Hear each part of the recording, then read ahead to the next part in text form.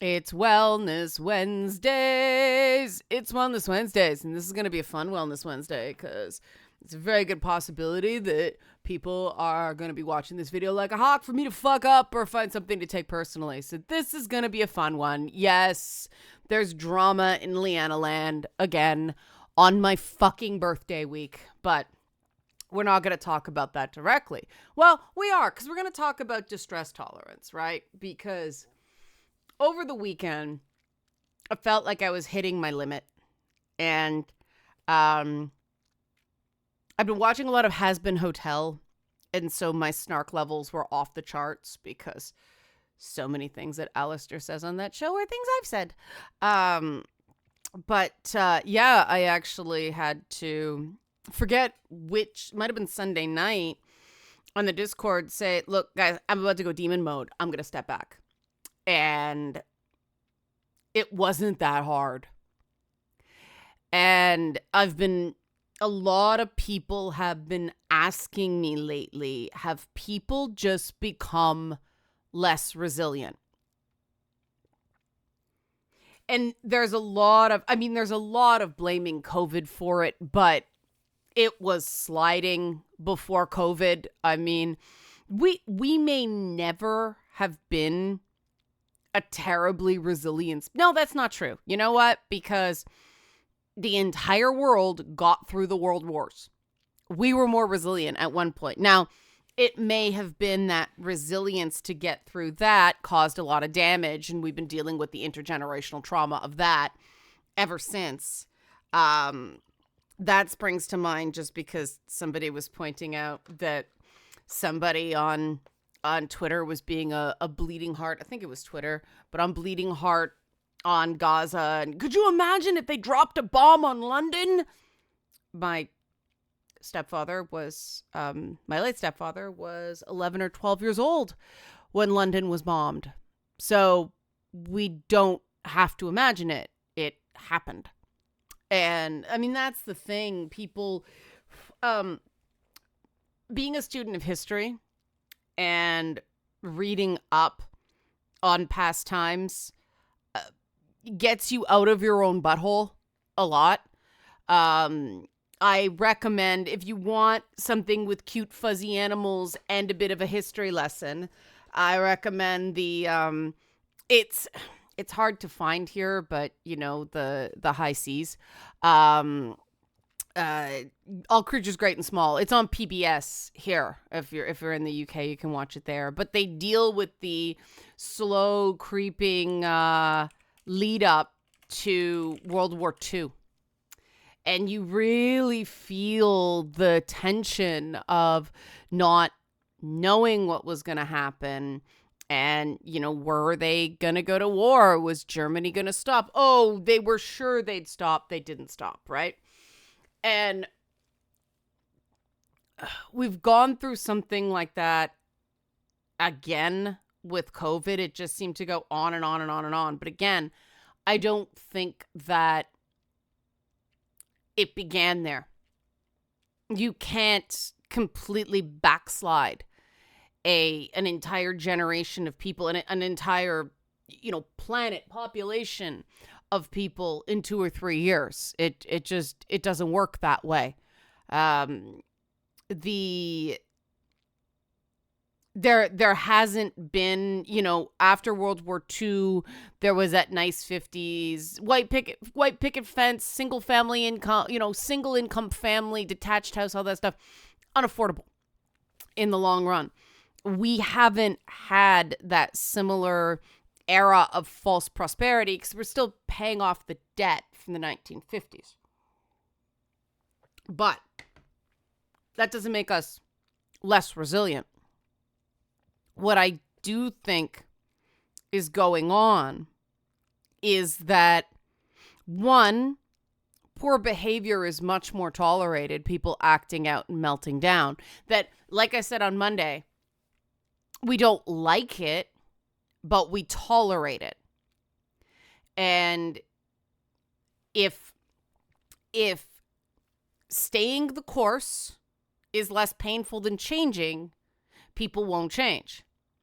If changing is less painful than staying the course, people will change. That's the basic transactional calculus of whether people are going to turn over a new leaf. And it is just too comfortable to wallow right now.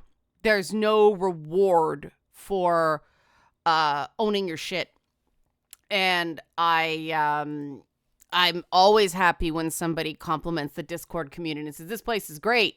And I'm like, yeah, it's great because we made it great because we don't let people just bring the whole thing down. We are supportive of each other when somebody's going through a bad time, but we call each other on our crap. And, oh, shoot, I forgot to update the graphic. Eileen did a new graphic, but I'll keep the one for if you want to join our Discord. Help support this channel. Become a monthly patron, patreon.com/LeannaK, or buy a one-time Leanna Care session for someone who can't afford it, coffee.com/LeannaK. Apologies, coffee people. I haven't sent. Oh, no, I did send the Discord link. That was last week. Memory wipe. Yeah, so if you want to join our Discord, both the coffee and the Patreon will get there. I'm phasing out the GoFundMe because there's no direct messaging there. And don't forget song stuff too. You can get the links on the Two Women Talking videos there. But yeah, we don't coddle the way safe spaces do on the Discord. And like I said, people are very, very supportive, but we disagree. And we had a very comical barn burner about a Has-Been Hotel. It was kind of funny. It was a bunch of moderators fighting each other. We weren't really fighting. We were just going, no, you, and, really arguing things theatrically, shall we say. One person changed their icon to Adam just to piss the rest of us off, and it was fun. But everyone involved in the conversation was an incredibly resilient person. And I think there's three things going on with the overall lack of resiliency right now. One is expectation. The expectation that being uncomfortable means something's wrong. There's being a little bit uncomfortable, and then there's actually being afraid. And I think, unfortunately, because so many people think uncomfortable, meaning feeling awkward or thinking someone's odd, they don't learn how to tolerate that. And so they can't differentiate between that and, when the hairs on the back of your neck are standing up because something's really not right. Those aren't the same state. The uncomfortable, suck it up. That's how you grow. That's how you get better, by being uncomfortable and going on. I played Dark Heresy 2 over the weekend for the first time, and I hadn't done a TTRPG session in ages, and I'm like, you're gonna make a complete idiot out of yourself. And I wasn't wrong, but it was epic. It was so much fun. So much fun. But see, if I didn't subject myself to any discomfort, I never would have had that experience. If uncomfortable is the checkout point, you never grow. So I think it is that. I think the idea that you're supposed to just have it all figured out by 30. I felt that way when I was below 30, younger than 30. That was a long time ago. My birthday tomorrow. I actually called off doing anything because I was so stressed out. I'm just in overload. And I'm like, nope, don't want to go demon mode on someone. We're just going to sit it out, because when I get too overloaded, my brain can't tell the difference between positive and negative attention. So all attention is awful. I just don't want people looking at me. And that's really not fair to the people who were there to say, I like you and be nice to me. Um, and I just hit points where I am so in a brace from taking abuse that I can't let that in. And so I go, thanks, guys. Really appreciate it. Not doing it. And I'm honest about why. And that, I could sit there and I could suffer through it, but I also might snarl at somebody who didn't deserve it. So let's not do that. And that's another expectations thing of knowing yourself well enough to know when you're going to lose it. And this is what, I alluded to this with the thing about Will Wheaton on Monday's video. I don't like it when people blame trauma for poor behavior. It's a reason, not an excuse. Like, yeah, I'll push it too hard. And, we all get triggered and we don't expect it. And, it's our responsibility to have that recovery plan so we don't very badly take it out on people who don't deserve it.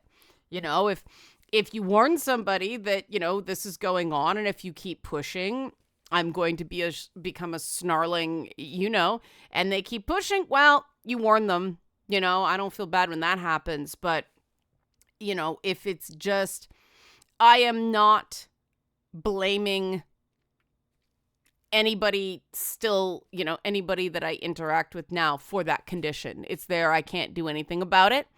And I have to live with it. And I have to be responsible like anything else. If you have a physical health condition, there are things you have to do. If you have, PTS or something like that, depression, anxiety, there are things you have to do.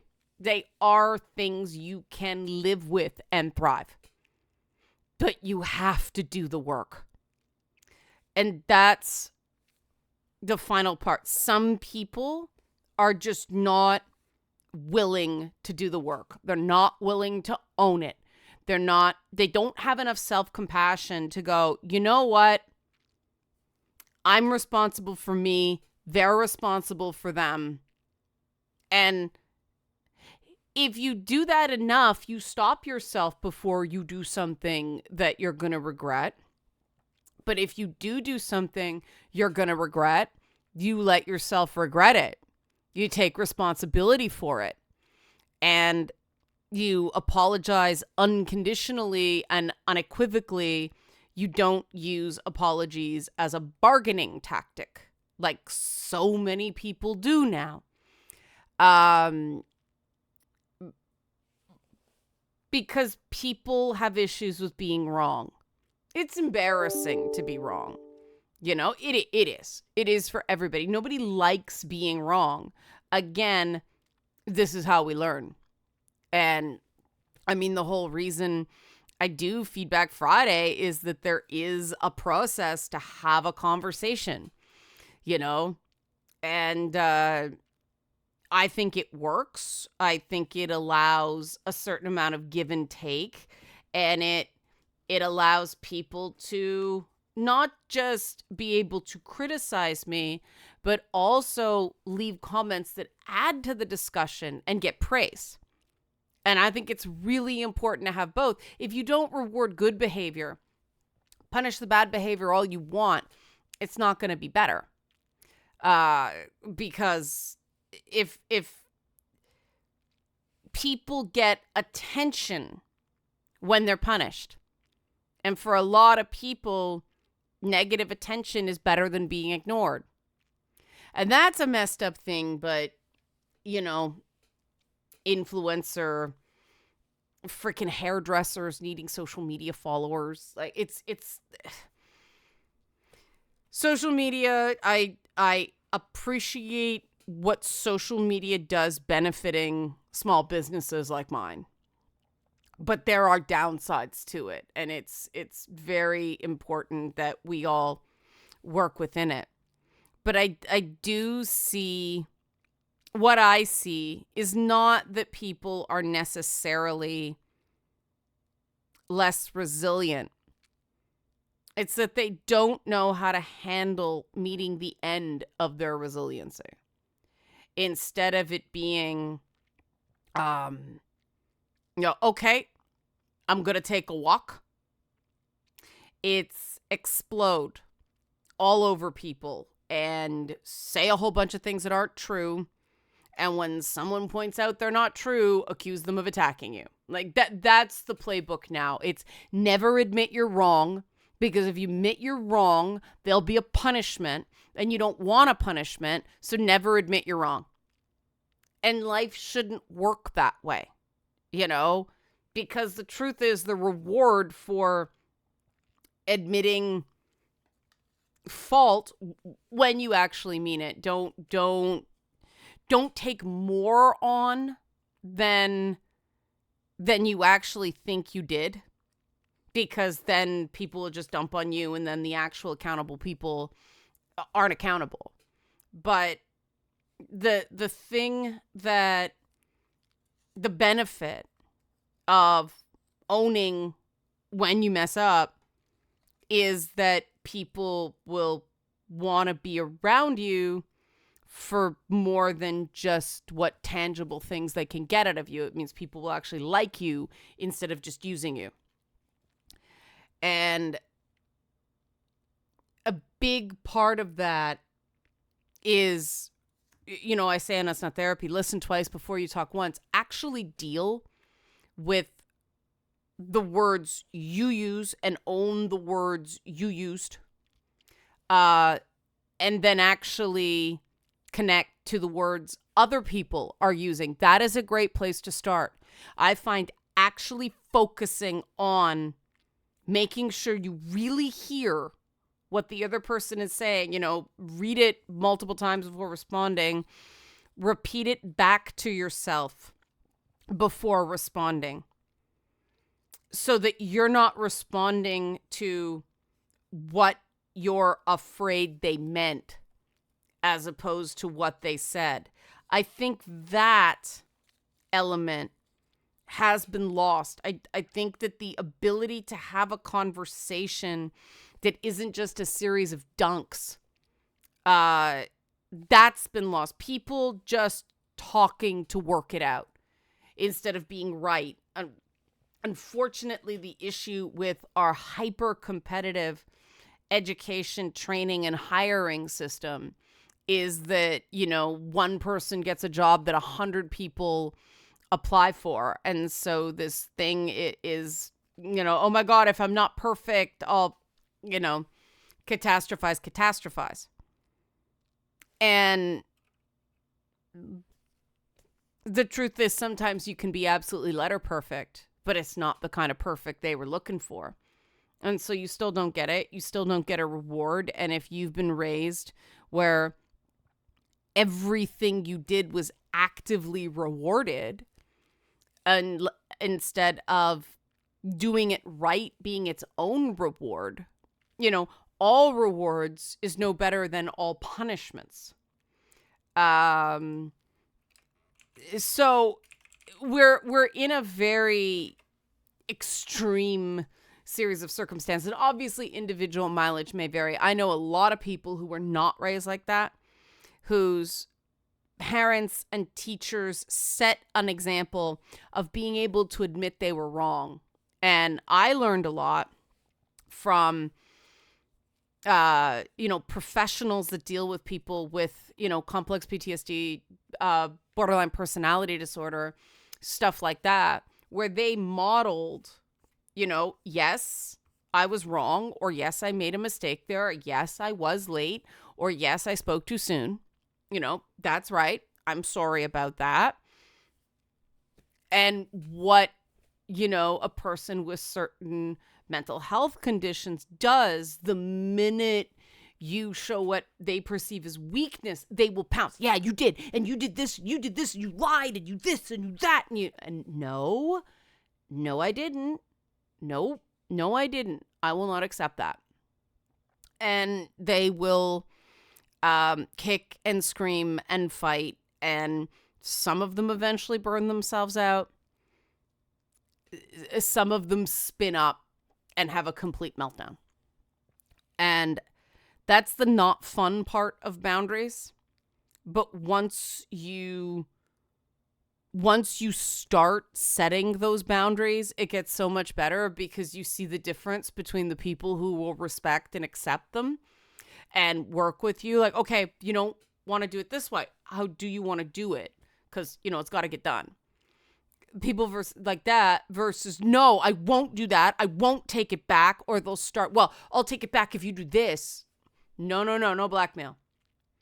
These conversation skills are what I actually think has slipped, not the human condition or innate human nature. I think it's actually conversational skills and self-compassion. And people just aren't forgiving enough of themselves to, one, admit they made a mistake and learn from it. Like, really, not beating yourself up. I will check out of a conversation when someone starts going on about how much they hate themselves, because that's not me. That's not because of that. That's not because you fucked up. You shouldn't hate yourself because you fucked up, especially if it's a little thing.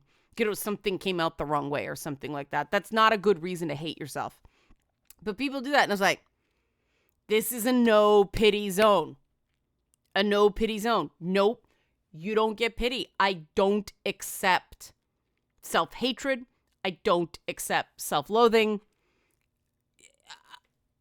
I work in the mental health space. Why would I do that? Self-loathing's not good. Self-loathing's not accountable. Hating yourself means you can't admit mistakes. They're not good things. Learning to overcome it is essential. And that, I think, because self-loathing and depression being an end state instead of something you work with and overcome, and anxiety just being a reason to not try, all those things, that's what's led to the perception of a lack of resiliency. But really, people have been taught to communicate badly. They have been rewarded for being aggressive instead of accountable. And they just are caught in a loop that they can't get out of. And it's amazing how many people that somebody will blow up at me, and then I'll talk to somebody and they blew up at that person in the exact same way. And then you talk to somebody and they blew up on that person in the exact same way. It's a loop. And you will find it's not about you. It's about them. And next week I'll be doing the Duluth model. I eventually do want to get to responsibility for when social interactions go bad, because a lot of autistic people take on way too much responsibility for that. But right now, it's just if you want to increase your resilience, if you want things to get to you less, if that's what you want, you don't have to want it. But if that's what you want, I find the most useful thing is listen more intently and only focus on what the person said, not what you think they meant. And when you're trained for interviews, this is what you're taught. Okay, so you said this, right? And you repeat about, yeah, that's right. Okay, so I have a question about that. Is that okay? Yeah. Okay, so when you said this, what did you mean? And either somebody will, often look at you blankly, because it's amazing how often people don't actually say what they mean. But, anybody who works with me one-on-one, they'll say something and I will ask like 10 follow-up questions, because it's a process of elimination. Okay, could be this, could be that. No, it's not that. It's this. Zero assumptions. Zero. And it's amazing how much conversations stay on a more even keel when you don't assume things. You know, someone didn't get back to me right away. That must mean they hate me. No, not necessarily. The phone could have broken. They could be sick. You know, it could be a bunch of things. And we all do it. It's normal. However, if you want to be more resilient, other people can do what they want. You can't control that. You do what you do. You're responsible for you. They're responsible for them. And if you are responsible for you, shit will work out. You'll meet other people who are also responsible. And that's when you get real friends that you can rely on. So you can stop constantly waiting for the knife in the back. Sound good? Help support this channel. Become a monthly patron. Patreon.com/LeannaK, or buy a one-time Leanna Care session for $7 you can't afford it. Coffee.com/LeannaK. I will change this so the GoFundMe's gone. Thanks for watching, and be well.